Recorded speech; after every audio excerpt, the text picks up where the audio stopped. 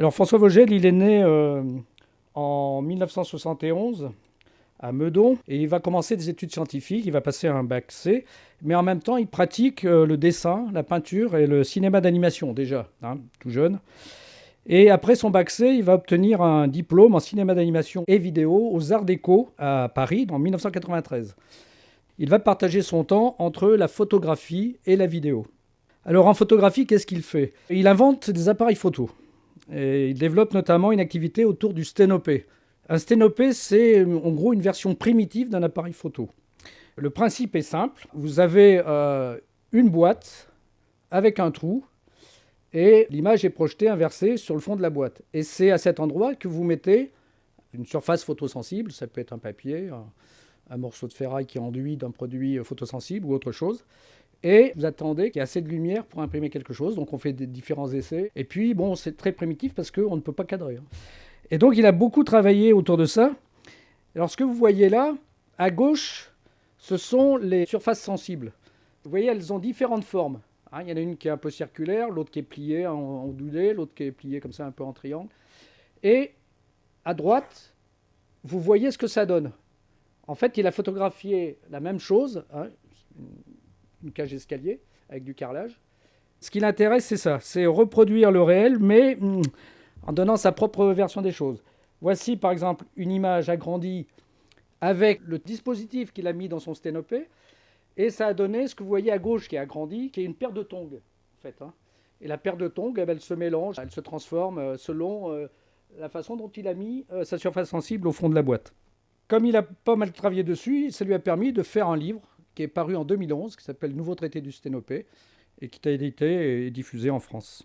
Du côté de la vidéo, depuis une vingtaine d'années, il combine à la fois son travail de commande de publicité et son travail d'auteur à travers ses courts-métrages. Il est souvent engagé parce que justement, il exécute des trucages, il invente des choses, et c'est ce qui, en fait, c'est ce qui le fait vivre. Il a, comme je vous l'ai dit, il alterne à la fois ses films personnels et la publicité qui lui permet de manger. Et justement, voici sa filmographie en 2 pages. Il y a presque une trentaine de films depuis 92. Ceux qui sont en rouge, ce sont des films qui sont passés à Clermont-Ferrand. Donc vous voyez, il n'est pas tout à fait inconnu à Clermont. Il a même obtenu un prix de l'œuvre d'art numérique à Clermont pour cuisine. François Vogel est à la fois un chercheur, et d'ailleurs on peut découvrir sur son compte Instagram des recherches. Donc c'est à la fois un chercheur, c'est aussi à la fois un artiste. C'est-à-dire le travail qu'il fait sur les sténopés, où on ne peut pas cadrer, où il y a une grosse part d'improvisation et de recherche, et ben, il fait la même chose avec le cinéma. C'est un film expérimental. J'aime bien dire qu'un film, ça se caractérise par 3 paramètres. Un film, c'est son genre, sa forme et sa technique. Avec ces 3 éléments, vous avez une vision immédiate de ce qu'est le film. Donc là, c'est une fiction. C'est quelque chose qui a été inventé. L'autre genre, c'est le documentaire. La forme, c'est soit narratif, soit non narratif. Le narratif, ça raconte une histoire. Le non narratif, en théorie, ça ne raconte pas d'histoire. Et le non narratif, c'est ce qu'on appelle aussi expérimental. Et puis il y a la technique. Et un film, ça se fait de 2 façons. Soit vous le filmez en continu, c'est-à-dire vous prenez une caméra, vous appuyez sur un bouton et la caméra tourne et ça vous prend 24 ou 25 images par seconde. Soit vous faites les images une après les autres. C'est ce qu'on appelle le cinéma d'animation ou le cinéma image par image. Il y a de ces 2 façons. On pourrait résumer le cinéma expérimental en disant que, très généralement, c'est non narratif conventionnel. Alors ce cinéma, il s'adresse beaucoup moins à la pensée, c'est-à-dire qu'on n'est pas là dans un système déductif, on est plus sur les sensations, qu'est-ce que ça nous fait ressentir. Voilà, c'est comme un tableau, il peut vous provoquer une émotion. Donc stretching, il s'adresse plus à l'œil qu'à la pensée, puis il va chercher du côté des beaux-arts, mais ça on va le voir. Vogel, il revendique son étiquette de cinéaste expérimental. Il dit l'expérimentation, elle me paraît fondamentale dans le processus créatif. Donc il se revendique comme tel. C'est son choix, c'est pas fait par hasard.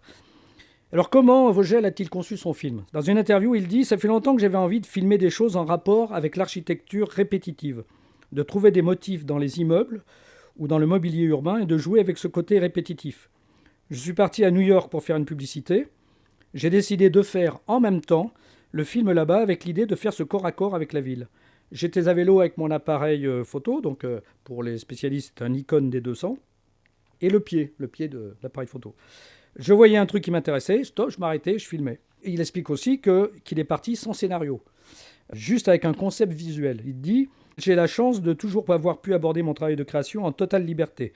Je ne planifie rien, Je filme en totale autonomie, sans autorisation et sans moyens. Je me laisse souvent aller par l'inspiration et je n'écris pas de scénario. Les choses que je vois autour de moi m'inspirent, des idées s'articulent autour d'impressions, puis une structure filmique se met en place et ça donne une sorte de film.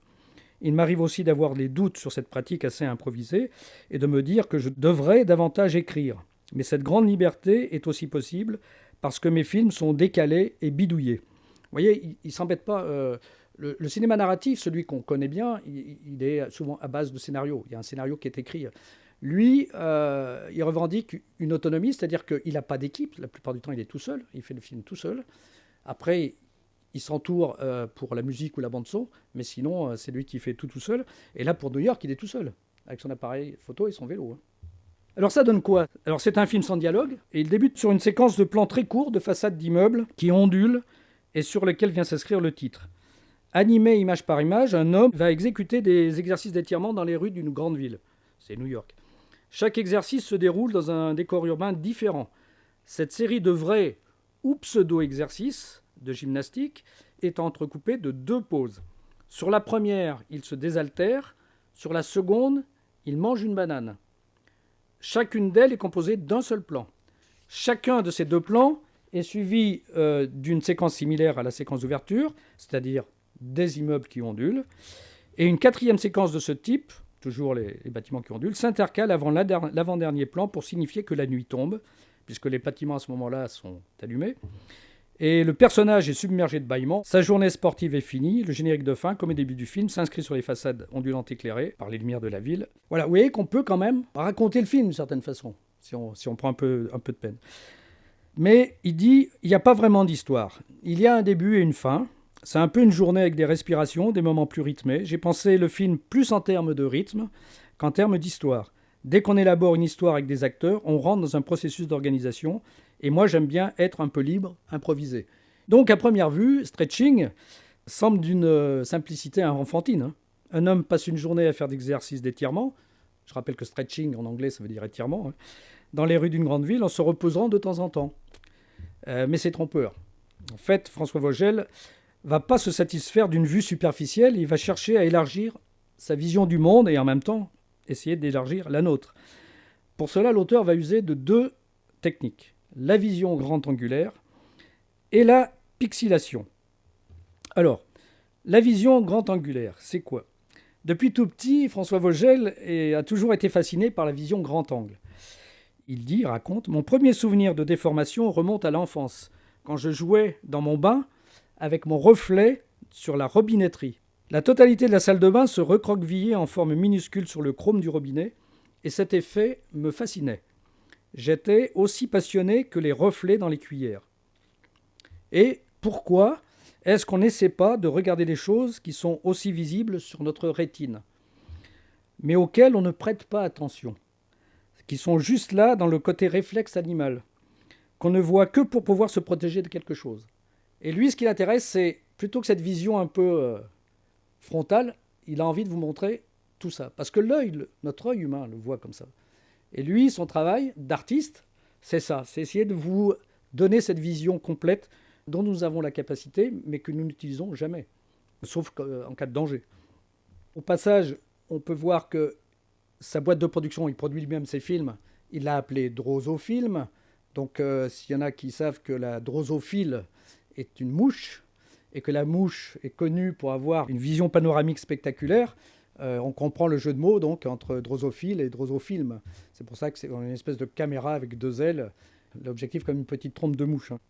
Donc l'œuvre de François Vogel est largement basée sur des images qui vont couvrir, ou essayer de couvrir en tous les cas, la totalité de son environnement, soit avec un appareil photo doté d'un objectif grand angle, c'est un objectif qu'on appelle le fish eye, et ça fait donc 180 degrés, ou avec le reflet dans une boule chromée.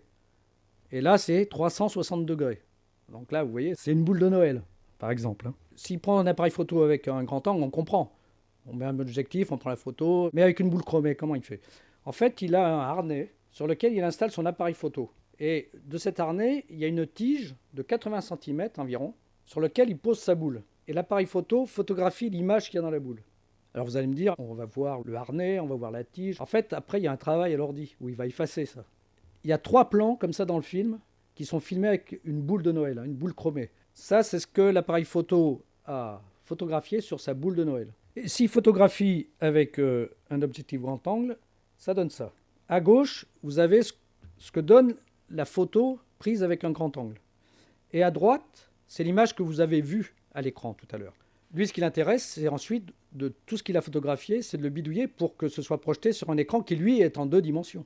Et donc, la première image qui est à gauche, il va l'introduire dans un ordinateur et il va l'arranger pour que ça prenne la longueur et la hauteur de l'image cinéma. Et il va la déformer comme il veut pour arriver à ce qu'il a envie de montrer. Pour faire le film, par exemple, ça lui a pris à peine 3 jours pour faire la prise de vue. Par contre, pour faire tout ce travail, ce qu'on appelle de post-production, ça lui a pris 3 semaines. Donc ces images d'un monde tout à fait réaliste et usuel, New York, c'est comme une grande ville, c'est comme Paris, elles deviennent fantastiques d'un coup. Car nous sommes face à un monde qui est déformé, qui certes n'est pas là pour nous faire peur, on n'est pas dans le cinéma d'horreur, mais qui a le pouvoir de nous déboussoler. On peut donc dire que le parti pris de ce film est celui du formalisme, celui d'un monde où la ligne droite et l'équerre n'ont guère droit de cité. Il va nous offrir une représentation animée inédite des 3 dimensions de notre espace, en les tordant, en les triturant, avant de réussir à les mettre à plat sur l'écran de cinéma. Voilà pour la première technique qu'il a utilisée, qui est donc la vision grand angulaire. La deuxième, c'est la pixelation. Alors, la pixelation, c'est le nom d'une technique d'animation image par image. Pour faire de l'image par image, la technique la plus connue, c'est celle de Disney, c'est le dessin animé. On fait un dessin, on le filme, on en fait un autre, et normalement, les dessins filmés, à la suite, donnent le mouvement. Mais bon, des techniques, il y en a plein. Et celle de la pixelation, c'est celle où on anime un être vivant, un être humain. Quand on utilise en général cette technique, c'est pour faire au personnage des choses qu'il ne pourrait pas faire dans la vraie vie. On peut se poser la question, pourquoi Vogel, il utilise cette technique alors qu'il fait des gestes simplistes. Je veux dire, on pourrait le faire en prise de vue continue. Il faut se rendre compte que le personnage principal du film, c'est pas celui qu'on croit en fait. Pour ma part, dans l'analyse que j'en fais, c'est le décor urbain, la façade elle-même qui est son composant élémentaire, le motif architectural qui est bien l'acteur principal. C'est ça qui l'intéresse. Il le dit d'ailleurs, je l'ai dit tout à l'heure, il dit « moi ce que je recherchais c'est une architecture répétitive ». Donc c'est ce motif-là qui va animer, qui lui est plus important. Il se met dedans parce qu'il a besoin de ce corps à corps avec lui, mais c'est ça. Cette technique de la pixelation va permettre bien sûr à François Vogel de bouger, mais va aussi donner la vie au motif architectural. Finalement, François Vogel, qui a gardé son âme d'enfant, s'est sûrement posé la question, comme beaucoup d'entre nous, comme beaucoup d'enfants, quand je me déplace à pied, en voiture ou en train, est-ce que je ne ferais pas finalement du surplace ? Est-ce que ce ne serait pas plutôt la rue ou le paysage qui se déplace et que moi je suis toujours au même endroit ? Et c'est vrai que de manière magique, il faut bien l'avouer, les façades, elles prennent vie, elles ondoient, elles vont, elles viennent. Donc les étirements qu'il nous propose finalement, c'est pas seulement les siens, c'est aussi celui des façades. Vous voyez qu'avec, sous l'angle de ces 2 techniques qu'il a utilisées pour faire le film, la vision grand angulaire et la pixelation, on a déjà des clés d'entrée dans le film. On comprend mieux le film, on comprend ce qu'il veut faire, tout ça. Mais en fait, sur le trousseau, il y a d'autres clés. On pourrait, par exemple, regarder le film sous l'angle du regard sur une ville. Parce que là, il nous donne sa vision de New York. On aurait pu regarder le film sur le côté film bricolé. Parce que Vogel, c'est un Méliès. On aurait pu prendre aussi une porte d'entrée pour parler de ce film. On aurait pu le prendre à travers le cinéma chorégraphique. Parce que le personnage nous offre plus que des étirements, une sorte de street dance, on pourrait dire, une danse de rue, d'un nouveau genre. On pourrait même, si on veut pousser le bouchon, parler d'une comédie musicale minimaliste avec un seul personnage. Et puis, bon, c'est surtout le plus intéressant, et c'est ce que je vais développer maintenant, c'est l'écho qu'on peut trouver dans l'histoire de l'art, en dessin, peinture ou sculpture. On va commencer au XVe siècle. Parce que l'espace, rendre compte de l'espace, c'est ce que nous fait Vogel dans ce film. Mais c'est bien la finalité des plasticiens depuis la préhistoire. Je veux dire, quand les hommes préhistoriques dans les cavernes nous dessinent les animaux, ils nous rendent compte de l'environnement qui leur est propre à ce moment-là. Avec ce tableau de Van Eyck qui a été réalisé en 1434. Au fond, il y a ce qu'on appelle un miroir de sorcière. Et donc, ce type de miroir convexe réfléchit donc une image panoramique. C'est arrondi, on n'est pas dans une perspective avec un point de fuite. Donc déjà, il y a une sorte de modification du réel. Donc les artistes ont envie de déformer les choses. Dans cette peinture de Hans Holbein le Jeune, Les Ambassadeurs, vous voyez une tache en bas là, de l'écran. Là. Pour voir ce que c'est, il faut se mettre dans le profil de la peinture, sur le côté de la peinture. C'est-à-dire qu'il ne faut pas la regarder de face. C'est un crâne qu'on appelle anamorphosé. Voici le crâne en gros plan. On peut le regarder comme ça, de profil, et vous pouvez le regarder avec une cuillère. Vous voyez le reflet dans le dos de la cuillère nous remet en forme la tête de mort, le crâne. Donc déjà aussi, au XVIe siècle, et puis il y a d'autres peintres comme ça qui ont aimé déformer des choses. Hein. Alors on va changer d'époque. Les artistes contemporains, de façon plus systématique, vont se tourner vers ce type de représentation. Et par exemple, l'op art, c'est optical art, l'art optique, qu'on appelait aussi l'art cinétique, qui a donné en général lieu à des œuvres abstraites et qui sont caractérisées par la répétition d'un motif avec des espaces équivoques et une sensation de mouvement. De ce point de vue, les séquences intermèdes de façades d'immeubles de stretching s'apparentent au travail de ces artistes. Ici, un des plus connus de l'op art, c'était Vasarely. Vous voyez qu'on a la répétition de motifs, mais en les modifiant, en les triturant, on a l'impression de relief. On pourrait presque imaginer un peu une ondulation. Mais je crois que la parenté la plus grande quand même, avec les artistes travaillant sur ce même mode, elle va du côté de l'image réaliste, et notamment du côté du néerlandais qui s'appelle Maurits Cornelis Escher, qu'on appelle en général Escher, et qui a beaucoup marqué François Vogel. Escher, il est né en 1898, il est mort en 1972. Et Escher, il est également fasciné par le motif, comme Vogel. Hein. Ici, un motif qui se transforme d'ailleurs, un motif qui de poisson devient canard. Hein, les travaux d'Escher sont connus pour ça. Il aime bien les espaces paradoxaux, comme Vogel. Et puis surtout, les miroirs sphériques, c'est pareil, cette déformation, ce reflet que fait Vogel comme il a filmé son film. Et là, c'est du dessin, c'est Escher qui se dessine lui-même dans une boule. Vogel lui-même en parle. C'est un peu tout ce qui fait l'univers de François Vogel, c'est ce qu'il aime bien, c'est un espace distordu, mais à la fois cohérent graphiquement. Donc tout cela démontre que dans l'histoire de l'art, en fait, l'envie de dépasser la représentation du monde en 2 dimensions a toujours existé. Hein. C'est pour ça qu'on pourrait aussi y rajouter, des fois on a des grandes modes avec le cinéma en relief. Hein. Y a plein de films américains qui sortent en relief. C'est la même démarche. C'est essayer de nous montrer le réel d'une autre façon. Si on devait caractériser le cinéma de Vogel, c'est donc une représentation du monde hors norme, une représentation kaléidoscopique. Étymologiquement, kaléidoscope, ça veut dire une belle forme à regarder. Mais je trouve que ça va très bien avec le cinéma de Vogel. Vogel est ludique, donc le cinéma expérimental n'est pas forcément synonyme de morosité ou d'ennui. Hein. Des fois, on peut rigoler, s'amuser. La preuve avec le cinéma de Vogel, qui se veut joueur, hein, il joue avec les images, il joue avec les situations. Je vous ai mis une photo de Buster Keaton et une photo de François Vogel. Il y a un côté comme ça, lunaire chez les deux, qui sont, alors évidemment, c'est pas un film burlesque dans les codes habituels, mais il y a une parenté entre les deux.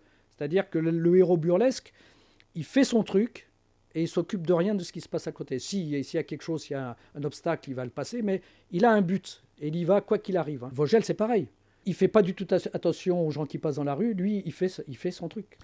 Donc surtout, le discours de Vogel, c'est de nous montrer que notre sens, la vue, elle n'est pas exploitée à son maximum, ce que je vous ai dit, et qu'on peut l'utiliser. Lui, il veut nous montrer qu'on peut l'utiliser autrement. Hein. Le cinéma de Vogel, il est sans vraiment d'histoire. Le fil narratif, il est très ténu. Hein. Mais moi, je prends ça plus comme un poème sur la ville, sans dialogue, mais avec des couplets et un refrain. Parce que chaque moment de repos avec sa séquence de façade peut être considéré comme le refrain. Et d'ailleurs, la musique de film souligne ça. C'est la même musique à chaque repos qui revient.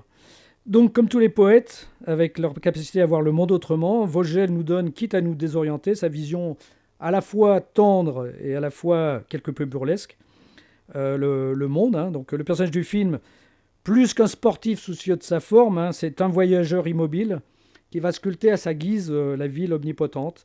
Je dis que c'est la revanche du poète plasticien sur l'architecte fonctionnaliste. François Vogel, c'est comme un promoteur immobilier d'un nouveau type.